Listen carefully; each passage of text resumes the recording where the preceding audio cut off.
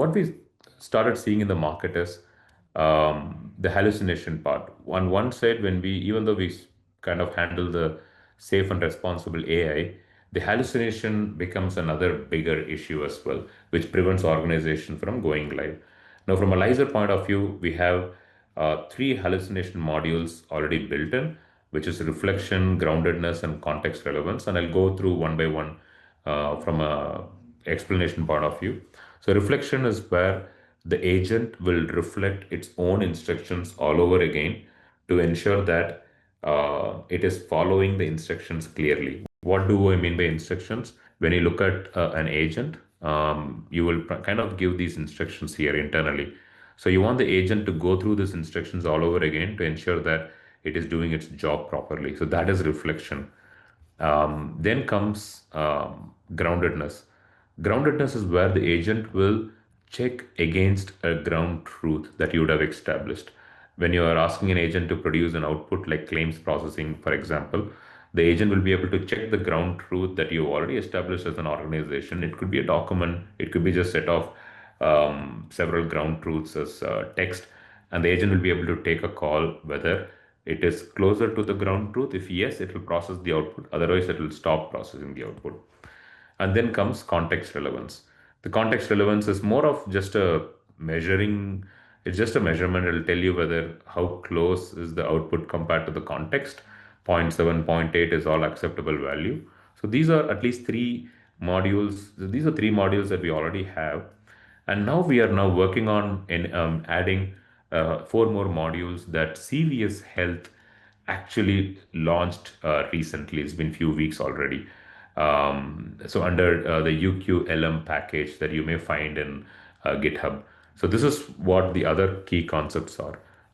And it is important for you to understand this because you will now know everything about responsible AI and hallucination management, allowing you to have a better conversation or build a better business case and convince your management to actually start adopting agents because there are a lot more scenarios that are available. And at Lyzr, we are working on adding the additional hallucination management modules as well natively to the agent. So what does black box scorer work like? So black box scorer is nothing but when you ask a question to an LLM, the output of the LLM is again measured by the system itself to find out the confidence score. So it does a similarity search. Okay, for example, in this scenario, what is the capital of France? It's Paris. Now, all the various candidate, I mean, there are additional responses that are generated by LLM itself, and the output that LLM generated and the other possible outputs are compared to see what is the similarity. And in this scenario, Paris, Paris, Paris, Paris, and there is Paris, Rome, which is not similar, but overall the similarity score is 0.71. So here it's black box scorer because you really don't know what is happening beneath this. You don't know what are the various other responses are being generated. Now, when it comes to white box scorers, it is the same, but here the LLM, the token probabilities are measured and the overall score is determined. So again, here, for example, who was the first president of United States? Each and every token is now rated in white box scorers. So it was George Bush, right? So Bush is not the right answer. So it was George all passed through because each and every token is being measured using a self-attention mechanism. But Bush is wrong, so the overall confidence score drops drastically. That is white box scorer. And then comes LLM as a judge itself, which is the review part of it, where you have asked what is the capital of France. The LLM says Paris. Then there is a question answer concatenation that happens. Okay, what is the capital of France? Again, Paris, which is passed on to the LLM. So both the Q&A together is passed on to multiple LLMs. It could be the same LLM, it could be different LLM. And the LLMs are judging whether they are correct or incorrect.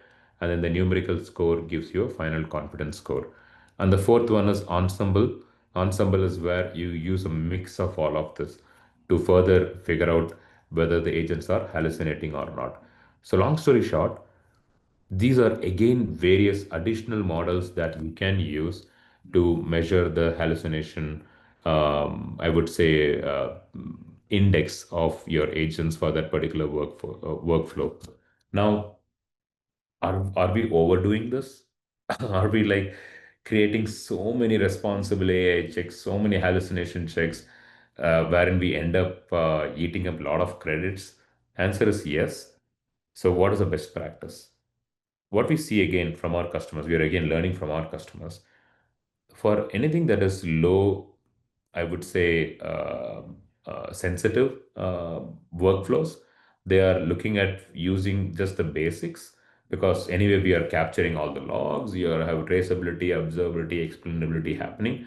So anything around blog post generation or L1, L2 customer support, they are not necessarily trying to add all these metrics in place, all these guardrails in place.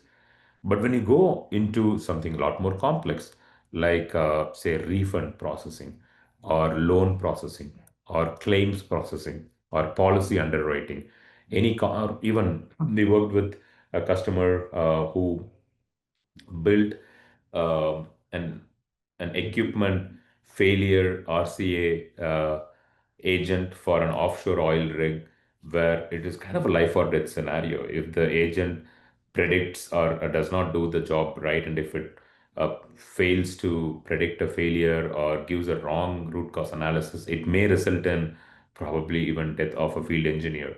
So those are scenarios where you cannot take a chance. And in addition to using all these available hallucination management modules and responsible AI guardrails, you may also have to look at using some deterministic machine learning models as well in order to correlate the output to see how close you are to the truth. So when it comes to such complex scenarios, I think we see our customers are open to using more modules just to be absolutely sure of what is happening. So all we could do from Lyzr or any other framework for that matter is to bring in all these possible modules to manage and control the so-called LLM. But beyond that, it comes down to the organization themselves to figure out whether they want to move forward or not.